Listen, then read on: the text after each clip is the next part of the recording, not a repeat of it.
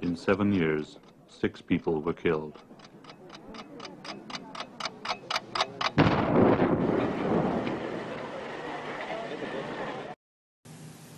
The bombings escalated, and federal, provincial, and municipal police quickly organized their combined police anti-terrorist squad.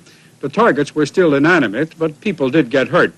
Army explosive expert Walter Leja tried to remove a bomb from a Westmount mailbox. It exploded, maiming him for life. He wore no protective clothing on his last bomb disposal mission that Black Friday in '63. Hello, my name is Ted Leja. I'm going to be talking about, it's basically history of Canada and Quebec, specifically Quebec in the 1960s, and specifically the year is 1963. Now, we're going to talk about a city called Westmount, which was a separate city on the island of Montreal. And we're going to be talking about the period of May 16th to May 17th, 1963. Now, in Quebec, the beginning of the 60s was started what's called the Quiet Revolution, and there was much demand for separatism, separating from Canada, and there were people that agreed in doing it in a violent way, like planting bombs. One of the groups was called the FLQ, Front de Libération de Québec, as it was called. And on that period of time in May 16th and 17th, 1963, they specifically targeted an English and wealthy area, and that or affluent area, and that was called Westmount. And during the night of the 16th to 17th, they set bombs in mailboxes in that area, some in the lower part of Westmount. Westmount's on a hill, and in other ones on the higher part of Westmount, which is called Upper Westmount, where the rich people were. Now, some of them exploded during the night, and the police force that handled it was called the Westmount Police. This was before there was a integration of police units on the island, and they really couldn't handle the calls and the needs. They didn't even have a bomb squad. So what did they do? They call in the army. There's an armory in Westmount, which my father was part of, called Hillside Armory. And my father, Walter Leja, was trained in dismantling bombs. He understood explosives. So during that day, he handled 2 bombs, was able to successfully disarm them. And but the third one, which was on the top of the hill in Westmount, the results were different, and he was severely injured. His life was saved by a doctor on the scene. I'm saying an off-duty doctor who lived nearby and heard everything that was happening, and he did an emergency tracheotomy on my father. My father was shipped off to the hospital. In this particular case, it was St. Mary's Hospital, and he nearly died twice on the operating table. As it turned out, that the events of that, what my mother calls the accident, I was picked up from school at a time when my mother was working downtown, and we were both shipped to a local army base in Longueuil, which is in the same city right now as where we were living. And we were first told that he had died because the ambulance driver mistakenly went to the military hospital nearby called Queen Mary Vets, which is not a trauma hospital. And whenever the army or whenever they called and they found that the ambulance never arrived there, then the people in charge, not very bright, thought that he'd been sent to the morgue. And so when we got together with the base commander, he told us specifically that I regret to say that your father had died. And about 10 minutes later, after he had been talking about funerals and whatever, he got another phone call to say that he was alive and fighting for his life on an operating table. So that's one piece of it. Now, 11 months later, the Queen awarded my father the George Medal, and we were shipped off to Ottawa. My father and I got a picture of that, of him, and how proud he was to have, received the George Medal. This was with Governor General George Vanier and his wife Pauline, very decent people.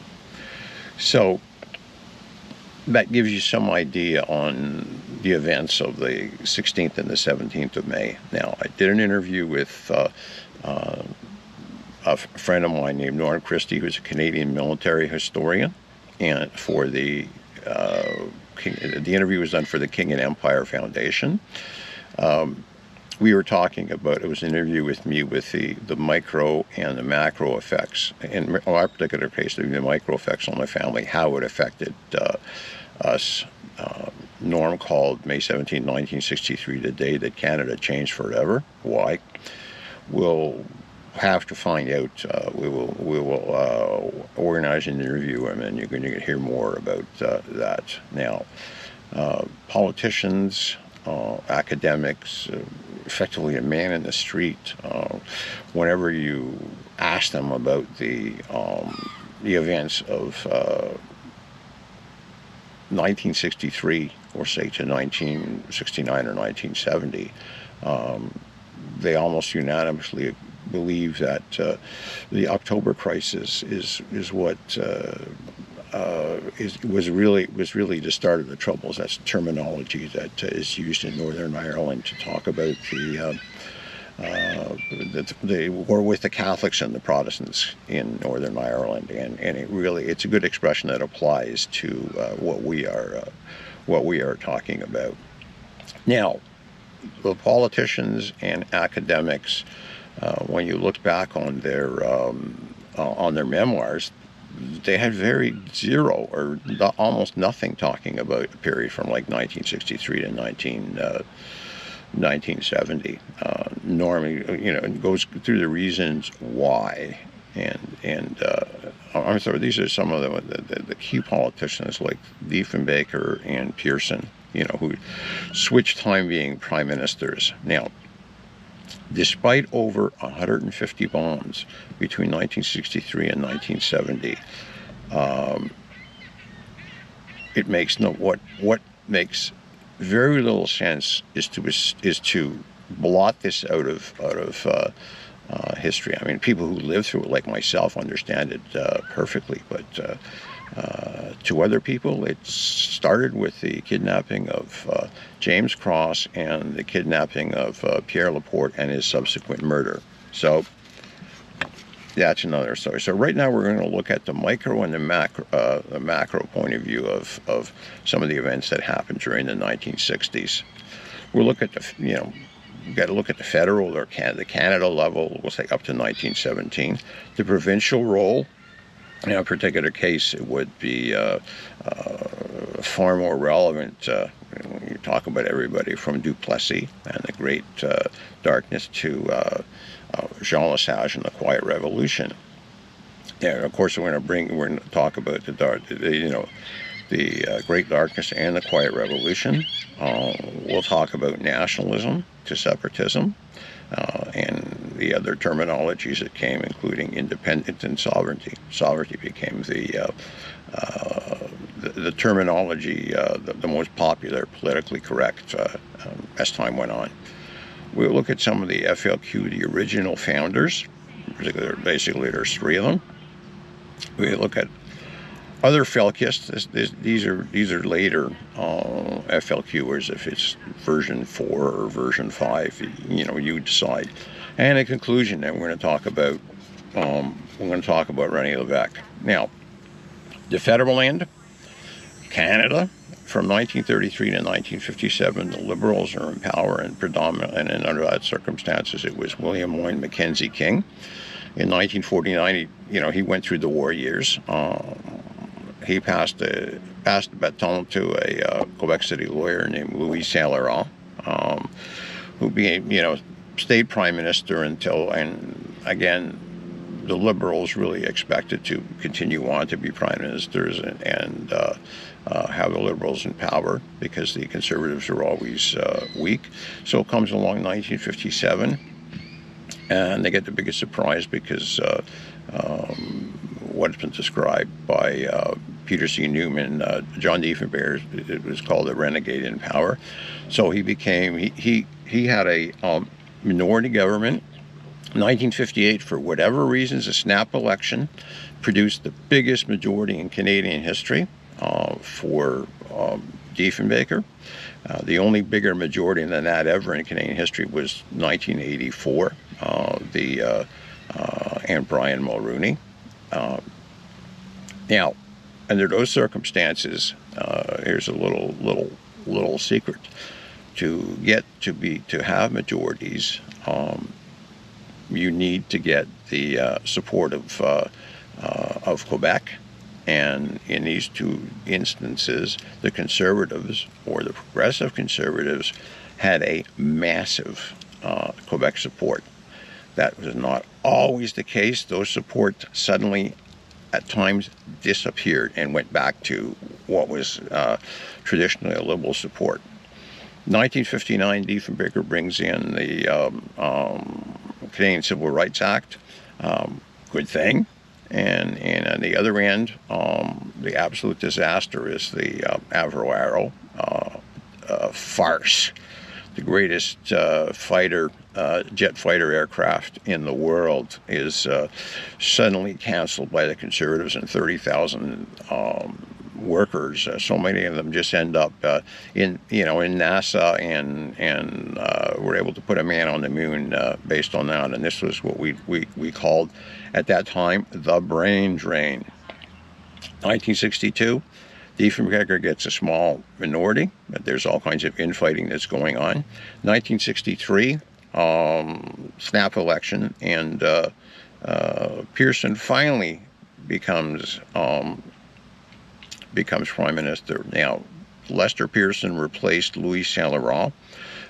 He had a track record of being a diplomat, as well as receiving a Nobel Peace Prize for the UN force to, in this particular case, to keep the Egyptians away from the Israelis. And that wasn't good enough to be a prime minister until 1963. So when all the real troubles happened in Quebec, then Pearson was running the place. In 1965, another minority.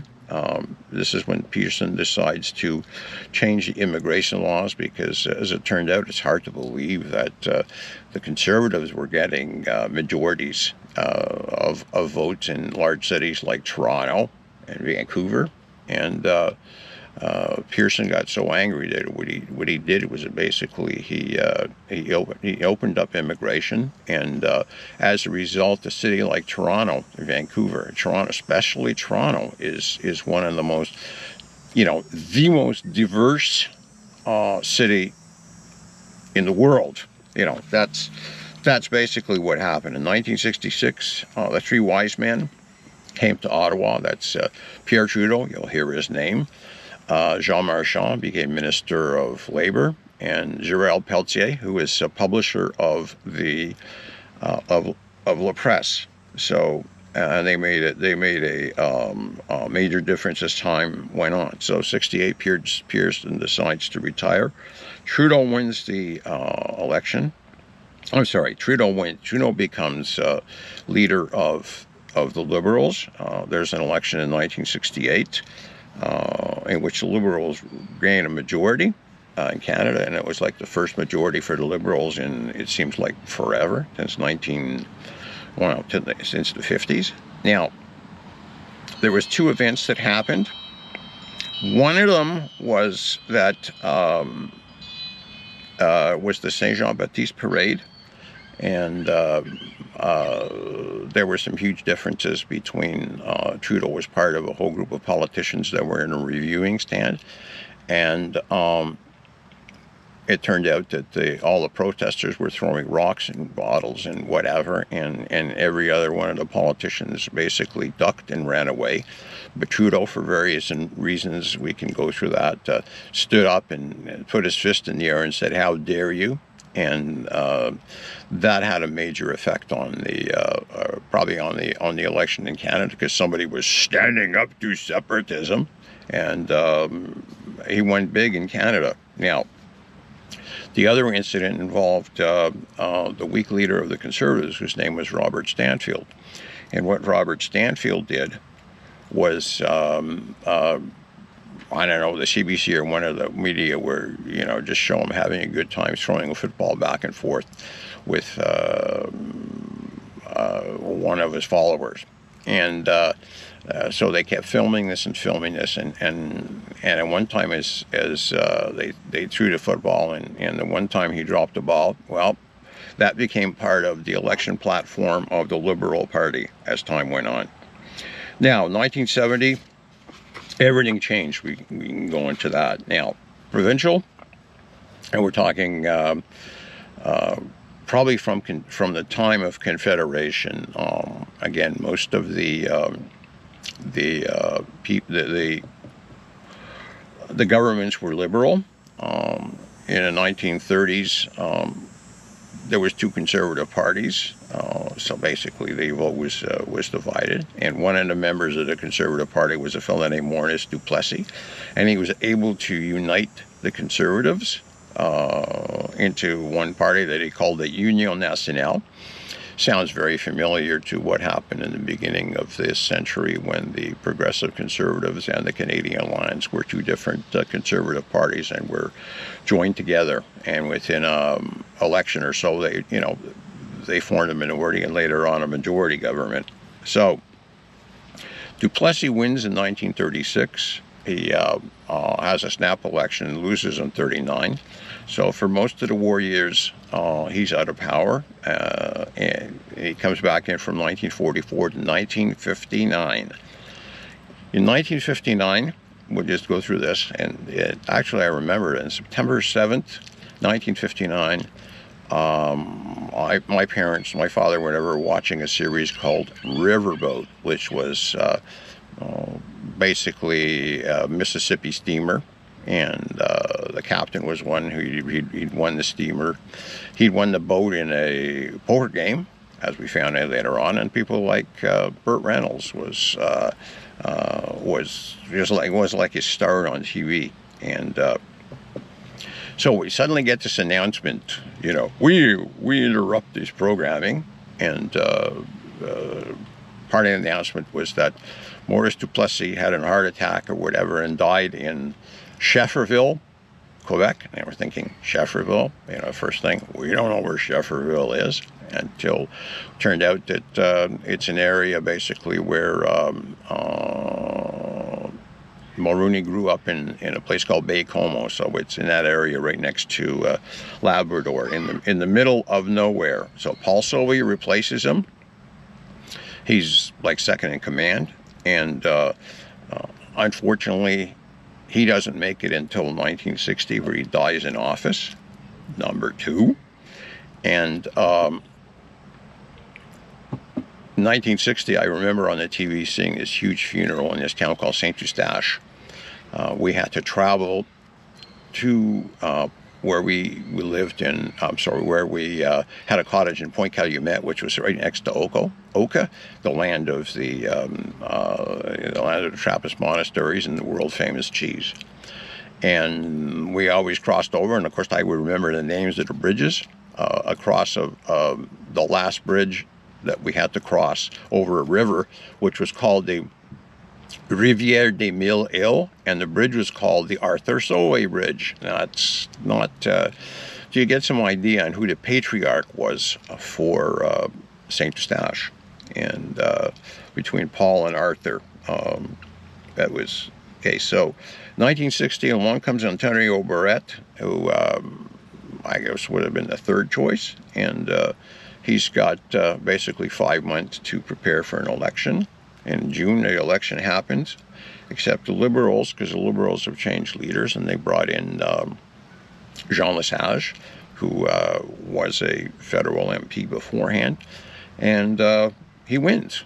1960. I remember listening to this on the radio and hearing about all these cabinet ministers that were loose, that were being defeated. So it was, like at age 13, what's a cabinet minister? So, but I just remember listening to that and seeing my father cheer as that happened. By the way, okay. So 1960 is clearly the start of what was called the Quiet Revolution. Duplessis was famous for the Great Darkness. We can end it with this. Now, 1962, the Liberals decide to have a snap election. Jean Lesage has brought in a person you'll hear about called René Lévesque, who was a CBC journalist, Radio-Canada journalist, let's get that better. And their goal was to create, to merge all the electricity companies in all of Quebec into one called Hydro-Quebec. The name did exist, and there was a small company beforehand. So the theme was called Maître chez nous, which meant master of our house. So with René Lévesque spearheading it, which is what he did very well. Now, Liberals win a big majority, and then it's almost expected that they're going to win the next election 4 years into the future, but that doesn't happen. The Union Nationale beats the Liberals, and a fellow named Daniel Johnson becomes famous because his two sons, Daniel Jr. and Pierre Marc, became premiers of Quebec later on, one for the Liberals and the other for a party you're going to hear about called the Parti Québécois, PQ. So, the next year, Daniel Johnson dies. So we have how many? We had we have 3 leaders of the Union Nationale that have died in office, over 4. You'll hear that. So, he now was named Jean-Jacques Bertrand, replaces him, and he's got to fight the election of which is coming up in 1970. The leader of the Liberal Party is gone, and Robert Bourassa is in his place. And in a few short years, René Lévesque and between Jean Lesage and later Robert Bourassa are in constant disagreement. René Lévesque becomes what we used to call in the beginning a separatist, and we can call him now a sovereignist, sets up a party called the Parti Québécois, and that is fine. So the Parti Québécois runs in the 1970 election along with the Liberals and the Union Nationale, and the Liberals win a majority. So we're going to stop at 1970 as far as elections are concerned. Now we're talking about the Great Darkness versus the Quiet Revolution. Now, Quebec had a long history of nationalism. Why? They are a minority. The Francophones are a minority in a sea of Anglophones. You can understand that, okay? Between 1920 or 1930, one of the priests in Quebec was a very famous one, famous amongst nationalists. His name was Lionel Groux. Described what he called the revenge of the cradle. Well, if you're going to try to compete with the English, with the Anglophones, then you got to have, as a starting point, you have to have higher birth rates than them. And this is, as I said, which is called the revenge of the cradle. So the birth rates in Quebec were astronomical, what you'd find in parts of Africa, now. And they became world-class examples of how people how many kids you're going to have. And I just happened to remember where I lived, which was in Longueuil. We won't get into that. One family had 16 kids. So that's what you find from the Great Darkness. Then what happens with the Quiet Revolution? Everything falls off the cliff. Suddenly the birth rate gets halved, and less and less and less as time goes on. So much so that they call it the Quebec model of dramatic decreases in birth rates. Now the churches have had this huge influence in Quebec and this great association with governments like, with Maurice Duplessis. And suddenly, like I can remember, like in 1958, I was in the summertime in Point Calumet, which was predominantly French. It was only one church, and feeling guilty that, as a good Catholic, that the church law says that you must go to Mass. And so, I did what I was told until I revolted against it. But the churches were packed with people, and the collection was collecting money was this huge production going on with altar boys carrying giant garbage bags made of cloth, to put all the change in. And then you went back in 3 years, and there was very, very, very few people in church. You could drop it to 1/3. So everybody suddenly went secular. If I look at Duplessis and some of his other legacies, which was in 1937, he created what was called the padlock law. And the padlock law meant that you could, if you were publishing publishing or speaking material that was communist, then he had the power to be able to go in. If it was a location or a bookstore, if you were carrying communist propaganda or whatever, he could padlock it. And it's almost, in other words, there was one opinion on the matter. My God, it sounds like the woke opinion that we find right now, which wokest means that you have a license to be a demagogue. We won't get into that. In 1957, finally, the Supreme Court threw out the law. So basically, Duplessis had almost literally 20 years to do his good deeds. What else was Duplessis famous for? Well, they called it the pavement contracts, but if you describe it as government contracts that would happen in a riding or not, well, if your riding didn't vote Union Nationale, you got zit. So your roads were much worse in your area than if you were, with a Liberal member, than behaving and becoming, like a good voter for the Union Nationale. We went from.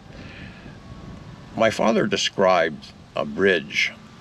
I must have been 10 years old or whatever, called the Duplessis Bridge, which Duplessis was a powerhouse in a town called Trois-Rivières, had 3 rivers, and over one of the rivers was this huge bridge, and that had his name. And within 1 year, it fell apart. Something like there was like 4 or 5 spans that just fell in the water. Duplessis blamed it on communists and activists and whatever, and other people just called it incompetence and graft, and you could fill in the rest of the words anyway. Now we move from nationalism to separatism, independence, to what we call sovereignty. okay? And we had early separatists. One was a federal service servant of all, if you can figure that. His name was Marcel Chaput. And the other was a fellow named Pierre Bourgault. I believe Pierre Bourgault was still around. Now, what else do we have? We with the Quiet Revolution, we came up with the federal response to separatism, which is called the bilingualism and bicultural organization, B&B as it's called. And we also got what's called the Three Wise Men. Okay, let's talk a little bit about nationalism versus separatism.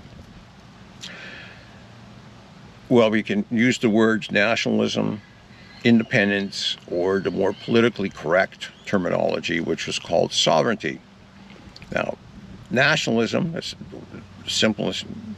It seems like it's a constant war to get more power out of, in your particular case, Ottawa or the central government. You want immigration, you want this, you want that, you want a separate pension plan. That came later on.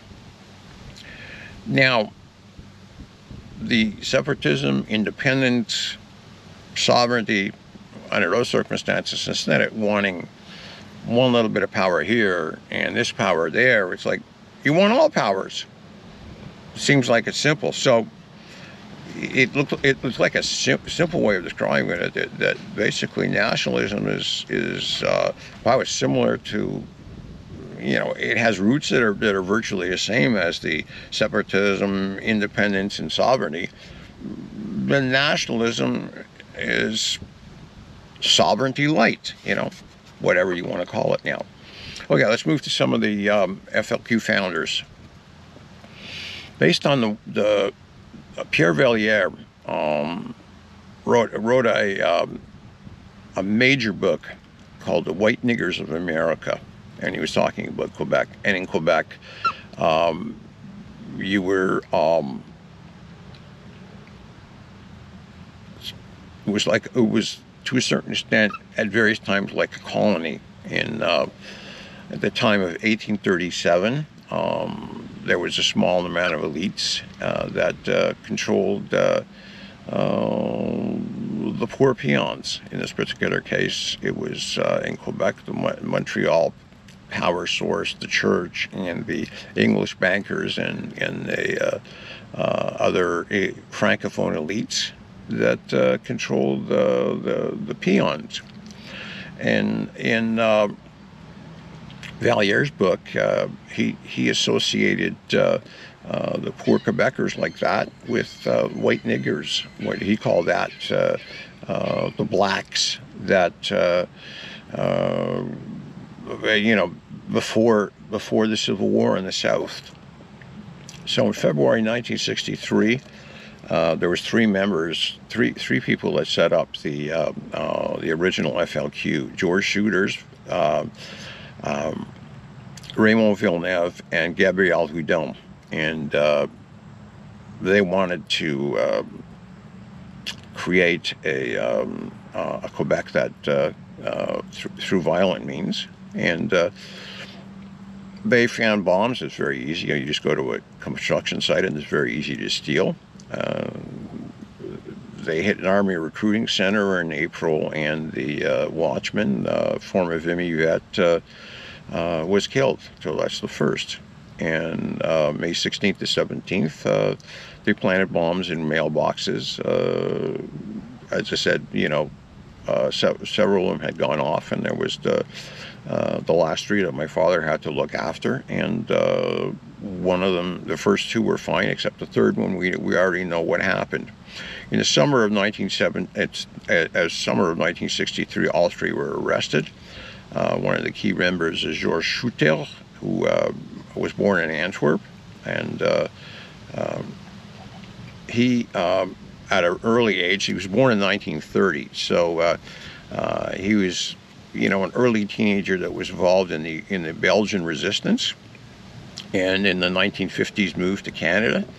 And 1959 he met Castro, because Castro was coming into Montreal after the revolution, and he impressed Castro.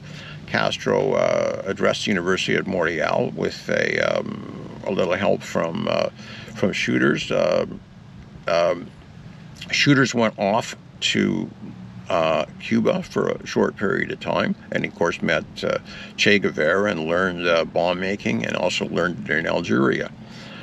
And 1963, based on his age, he would become the senior partner in the FLQ. So he was about 10 years older, 10 to 13 years older than the other two. That would cause some issues later on. After serving in prison, he was in 1967. He was deported to Belgium. Several other countries rejected him, but the only country that accepted him was Sweden. And so he actually worked in Stockholm, and specifically in the Stockholm post office. He was a mail handler. By the way, my brother-in-law has lived in Stockholm since 1967, so the chances are that some of his mail had been handled by Georges Soutel. 1994, he decided that he didn't want to live any longer, and he ended his life. And so that's the story of Georges Soutel. The other Felkists, as another way of describing him, come from a different era, so maybe they would be FLQ version 3, version 4. Okay, it was Jacques Rose, Paul Rose, the Rose brothers, Francis Simard. That's a cell that kidnapped Pierre Laporte. The other cell kidnapped James Cross. So the story with Pierre Laporte is that he was kidnapped and then eventually murdered. Now, the Rose brothers grew up in a village in a town called Ville-Jacques-Cartier, or Jacques-Cartier. It was situated on the south shore of Montreal, squeezed in between Longueuil on one end, St. Lambert, which was a little bit more Anglophone, and another, Lemoyne, Mackayville, and various other. It was an area that, like Mackayville, that was empty, lots of vacant fields and things of that nature. And after the war, what happened was that there was a huge housing crisis. So people automatically, now that a bridge called the Jacques-Cartier Bridge had been built, it made it easy to be able to get over to the South Shore, as maybe you couldn't beforehand. You ended up with dirt roads. I went through that. No sidewalks, poor housing, no control of housing. So the Rose brothers and Simard basically blame the English oppressors, the same as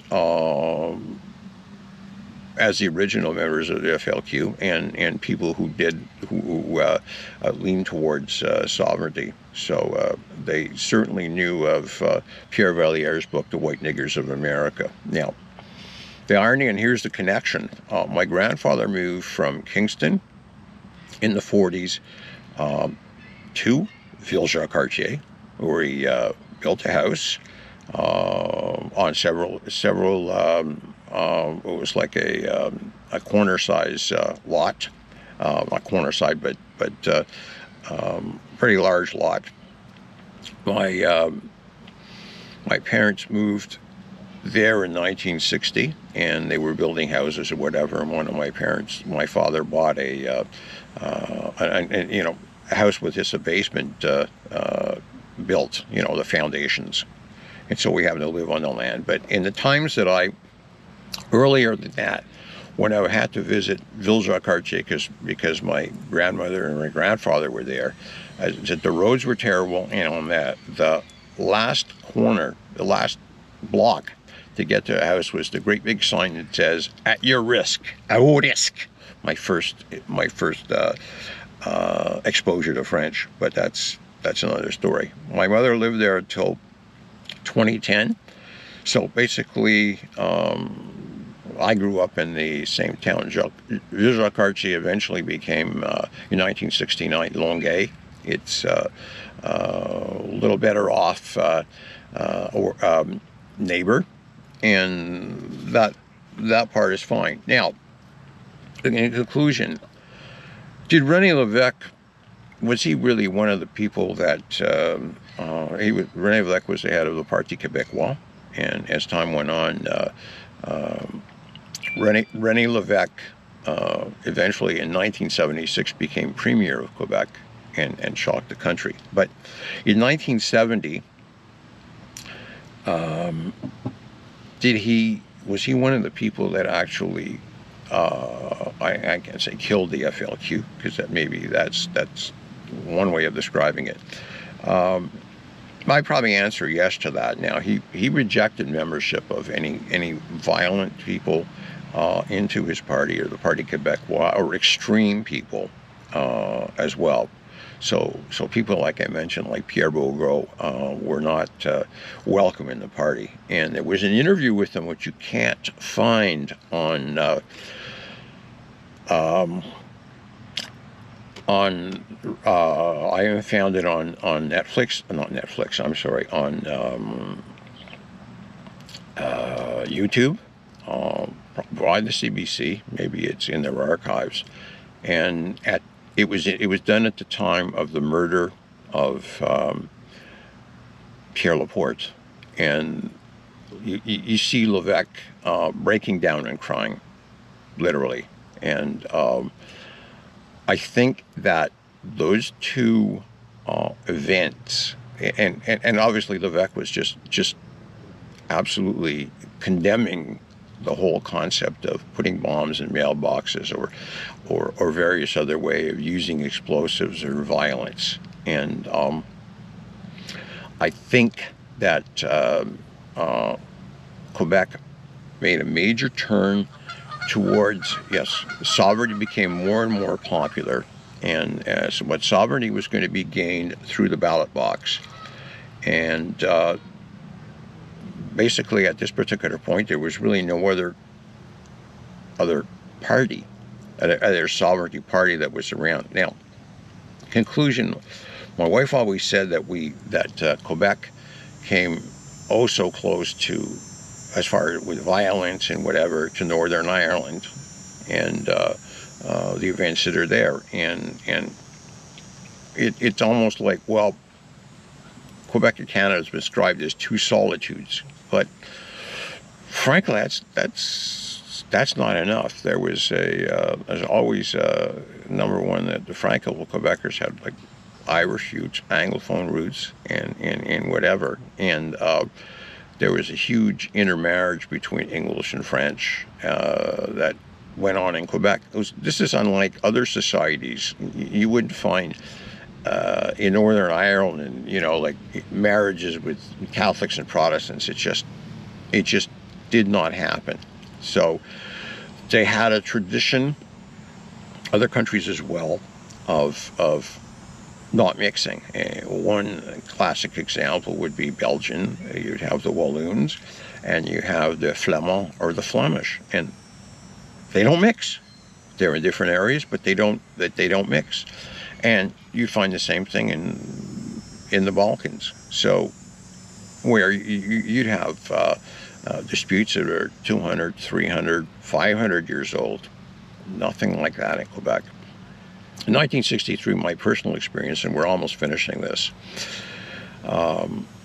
after the accident, that's the word my mother describes, and it really great way of describing May 17th, 1963. I was a member of the cadets, and I had been a member of the Army cadets in Westmount, which meant that there was training program, whatever's going on, despite my father in the hospital, despite all this. So I'd be traveling, I was like age 16, on a bus, traveling from Ville-Jacques-Cartier, across the bridge, and through basically a working class area, French-speaking working class area, which is predominantly Francophone, and would be, as time went on, predominantly sovereignist. And I'm wearing an army uniform, and I'm going back and forth every day for 6 weeks. That would mean